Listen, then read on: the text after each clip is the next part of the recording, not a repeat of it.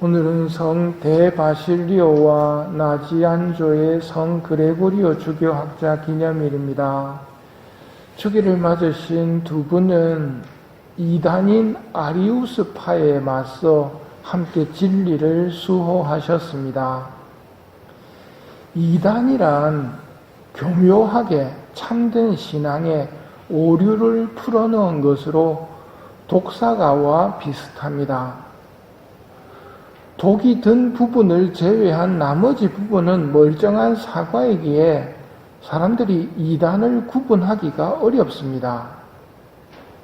이단은 교묘하게 맞는 말을 쭉 하다가 거짓말을 하나 집어넣어서 진리를 왜곡하게 하는 것입니다.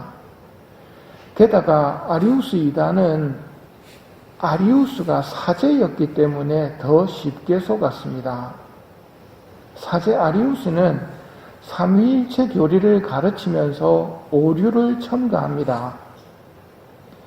성부와 성자께서는 동일한 본질이며 동격인 존재이다. 이 말이 맞는 말일까요? 성부와 성자께서는 동일한 본질이며 동격인 존재이다. 이게 정통신앙입니다. 아타나시오 성인이 가르친 정통신앙인데 아리우스는 이걸 살짝 왜곡해서 쉽게 만듭니다. 예수님은 하느님께서 구원을 위해서 창조하신 분이다. 그래서 예수님은 피조물이다. 그러므로 그리스도는 성부와 동격이나 동일한 본질은 아니지만 천주 성부의 최초이자 최고의 피조물이다 하고 가르쳤습니다.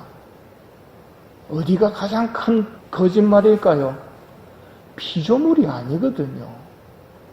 성부와 성자와 성령, 삼위일체는 우리 머리를 뛰어넘는 가르침인데 하느님 아버지께서 예수님을 창조하신 게 아니란 말입니다. 삼위일체 교리는 쉽게 말하면 하느님은 오롯이 한 분입니다. 성부와 성자와 성령으로 되어 계신데 성부와 성자와 성령은 완전히 다른 인격은 아니고 신격을 지닌 분입니다. 즉 완전히 세 개이고 완전히 하나인 겁니다. 동그란 삼각형하고 똑같은 말입니다. 말이 안 되는 거죠. 이게 왜 중요할까요? 삼위일체든 사위일체든 우리한테는 상관없을 것 같은데 삼위일체 교리가 중요한 이유가 뭘까요? 성당 오는데 누가 와가지고 이름이 어떻게 되십니까? 하면 여러분 왜요? 할 거란 말이에요. 이름 순순히 불러주면 전화번호 어떻게 됩니까? 한번 불러줍니까? 자기 정보를 아무한테나 주지 않습니다. 하느님께서도 마찬가지입니다. 하느님의 존재 양식인 삼위일체를 아무한테나 주시지 않습니다. 우리에게 삼위일체라고 계시해 주신 것은 엄청난 사랑입니다.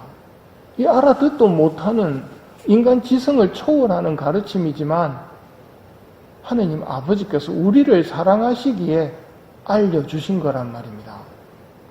그렇다면 어린아이가 부모님의 사랑을 믿고 그냥 그대로 받아들이는 것처럼 삼위일체를 받아들이는 게 옳은 모습입니다. 그런데 하느님을 파악하고 분석해서 하느님을 내가 확실히 알아보겠다고 해버리면 이단에 빠집니다. 그래서 세상에 있는 것들을 가지고 하느님을 설명하려고 하는데 그래서는 안 됩니다. 오늘 독서인 요한 1서도 이렇게 말합니다. 누가 거짓말쟁이입니까? 예수님께서 그리스도이심을 부인하는 사람이 아닙니까? 아버지와 아드님을 부인하는 자가 곧 그리스도의 적입니다. 아드님을 부인하는 자는 아무도 아버지를 모시고 있지 않습니다. 아드님을 믿는다고 고백하는 사람이라야 아버지도 모십니다. 하고 예수님께서 그리스도이시고 하느님의 아드님이시라고 선언하고 있습니다. 아리우스파의 영향력은 적지 않았습니다. 교회는 자녀들이 이 이단에 빠질까 걱정스러웠습니다. 그래서 그 대비책으로 쓴 방법이 뭐냐면 신앙 고백입니다. 주일 미사 때 신앙 고백하죠. 사도신경을 하거나 매일 미사 책 찾아보시면 니케아 콘스탄티노플 신경을 하거나 둘 중에 하나는 하게 되어 있습니다. 정식은 니케아 콘스탄티노플 신경인데 깁니다. 여기에 아리우스파에 대항하는 정통 교리가 나옵니다. 어느 부분이냐면 또한 한 분이신 주 예수 그리스도 하느님의 외아들 영원으로부터 성부에게서 나신 분을 믿나이다.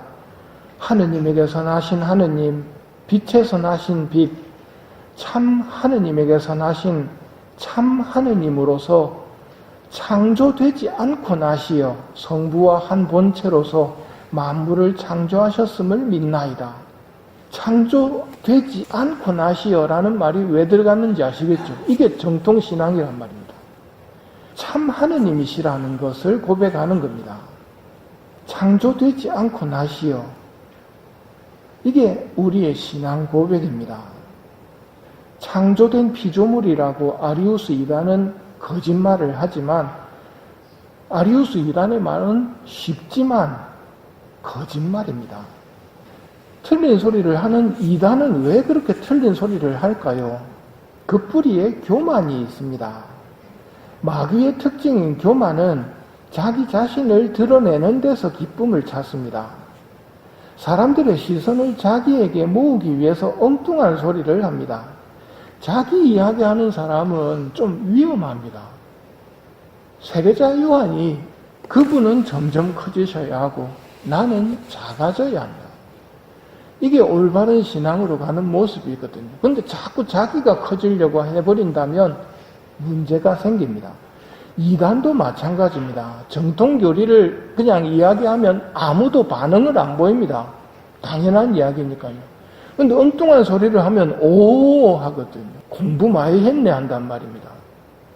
예수님께서 우리에게 가르쳐 주신 신앙의 기준을 알고 있어야 합니다.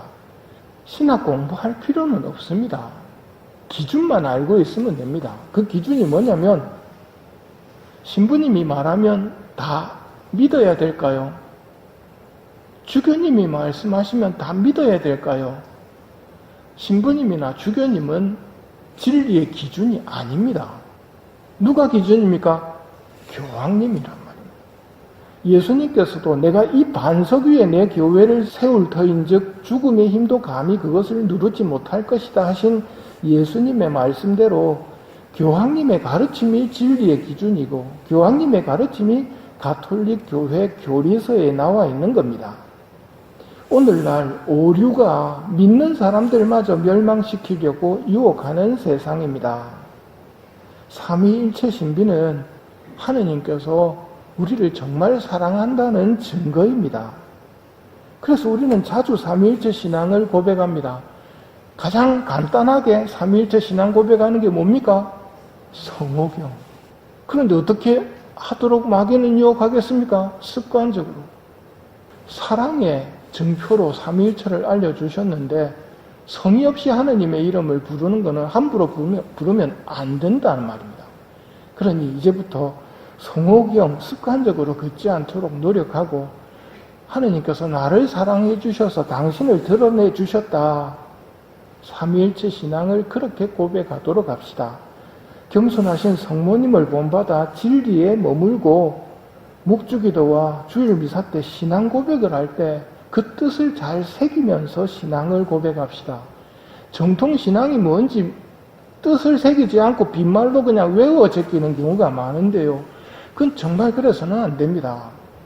내가 뭘 믿고 있는지 오늘 매일 미사 책에 있는 니케아 콘스탄티노플 신경을 한번 읽어보시고 집으로 가시면서 사도신경을 천천히 음미해 보면서 가십시오. 이게 내가 믿고 있는 신앙이다 하는 것을 잘 새기시면 좋습니다. 그리고 이 미사 중에 오류에 빠진 이들을 진리로 이끌어 주시기를 청하며 미사를 봉헌하도록 합시다.